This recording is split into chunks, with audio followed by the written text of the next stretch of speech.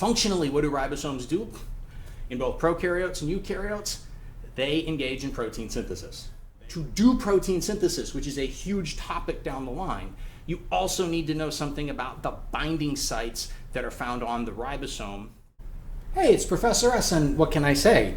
Welcome to the other video. For this one, I want to talk about ribosomes not in general, but specifically their binding sites that are going to be used in protein synthesis or translation. I'm not actually going to get into translation itself in this video. That's a separate topic. I totally plan on doing videos on that subject eventually. What I want to do here is give you the foundation and ribosomal structure to set you up to have that lesson down the line. So there are several binding sites on our ribosomal subunits here. I'm going to take them each in turn and talk about how they're used. This subunit right here is for messenger RNA, mRNA.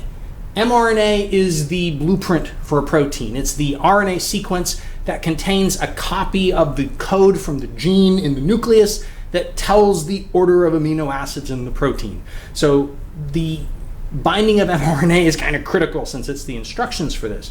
mRNA's binding site, as you can see, is on the small subunit. And effectively what's going to happen is it's going to settle like that little ribbon that it is onto the small subunit at that binding site, and then the large subunit is going to close in on top of it. Now, to get the amino acids that are going to build the protein into position properly, they need some assistance. And that assistance comes from another type of ribonucleic acid, transfer RNA, tRNA. tRNA molecules have this like three-leaf clover type shape, and the extension of the clover-like shape binds to the amino acid.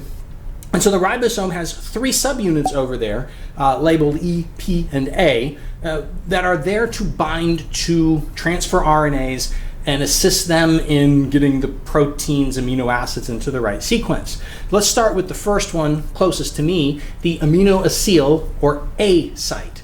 This is where amino acids are initially brought into the ribosomal complex by transfer RNA. Another way to say it is this is where the tRNA with amino acid enters the ribosome during protein synthesis. In the middle position, the peptidyl site, or the P site, is where actual peptide bonds are going to be formed between amino acids. This is where the protein is actually going to be assembled. And as those bonds are formed, we're going to get an elongating chain polymer, the polypeptide, and we have that exit tunnel linked to the P site that the polypeptide will emerge from as it's being assembled within the ribosome. The exit site, or the E site, is where tRNAs are ejected or exit the ribosomal complex after they've done their job and contributed their amino acids to the sequence. Now, the exact relationship of all this and how it happens physically is going to be a couple videos, and probably not for a few months because that's going to take some animating. But for right now, let me just give you a visual to orient this figure to what would happen. Let's bring our subunits back together. And so as we bring them back together, let's introduce messenger RNA. And as you can see, it attaches to the binding site on the small subunit, and then the large subunit closes in on top of it. Now, tRNAs carrying amino acids can move into the A site and interact with the messenger RNA to position the amino acids properly.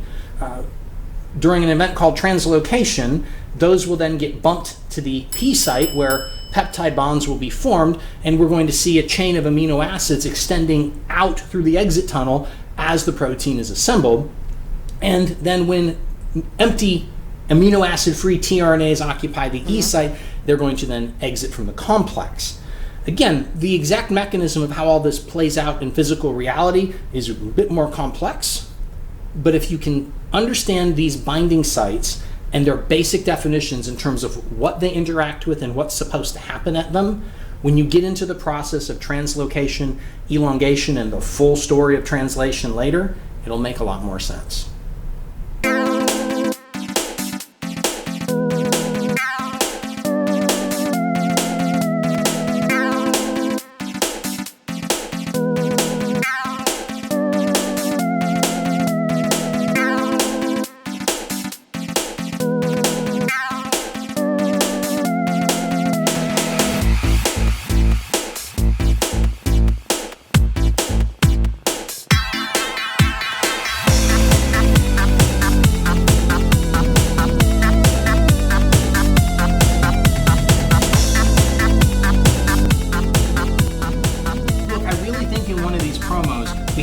establish just how big a nerd I am, because I don't think I'm as credible if we don't establish that I'm just seriously nerdy. I think I'm better for that. Oh, you may have been a huge nerd once, but you just aren't that nerdy anymore. What does that even mean? I mean, come on. I'm obviously a science geek. I played video games a little. I played RPGs back in the day. Look, none of that matters. You're just not as big a nerd as you think you are. You mean I'm as big a nerd as I think I am? Who are you to tell me what is and isn't nerdy? That's a Hawkins Middle School AV Club hoodie, isn't it? Mm-hmm. And a Dungeon Master's Guide? Yep. This is Professor S. If you found that video useful, here are a couple others that you might enjoy as well. Don't forget to hit the button and subscribe.